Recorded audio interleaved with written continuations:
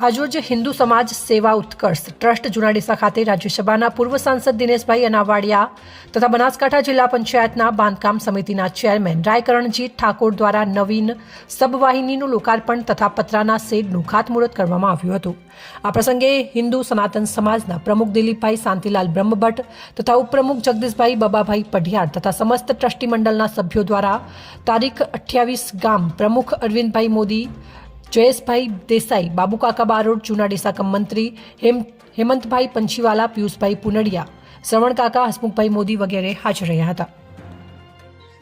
આજ રોજ જુનાડીસા શાંતિધામ ખાતે અમારા ગામના પનોતા પુત્ર અને રાજ્યસભાના પૂર્વ સાંસદ શ્રી દિનેશભાઈ અનાવાડિયા સાહેબની ગ્રાન્ટમાંથી ₹12 લાખના ખર્ચે અમને સબવાહિની મળી છે। ગામ લોકો દ્વારા એમનું અભિવાદન અને સબવાહિનીનું લોકાર્પણનો કાર્યક્રમ રાખવામાં આવ્યો।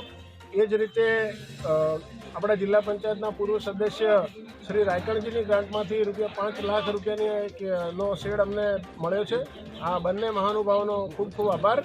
આ તબક્કે અમારા ગામના ખૂબ મોટી સંખ્યામાં લોકો હાજર રહ્યા અને ભાઈ બંટીભાઈ અને ભાઈ હસમુખભાઈને પણ ભાજપના આગેવાનો તરીકે તાલુકામાં નિમણૂક થઈ છે। આ તબક્કે સમગ્ર ગામ એમને પણ ખૂબ ખૂબ અભિનંદન આપે છે। આગામી તારીખ 22ના રોજ રામલાલાની પ્રતિષ્ઠા નિમિત્તે અમારા ગામમાં શોભાયાત્રાનું આયોજન થયેલું છે। ખૂબ શાંતિપ્રિય રીતે શોભાયાત્રા નીકળી અને રામલાલાના દર્શન કરશે એવી તમામ ગામ લોકોને મારી અપીલ છે। અસ્તુ, ભારત માતા કી જય, વંદે માતરમ।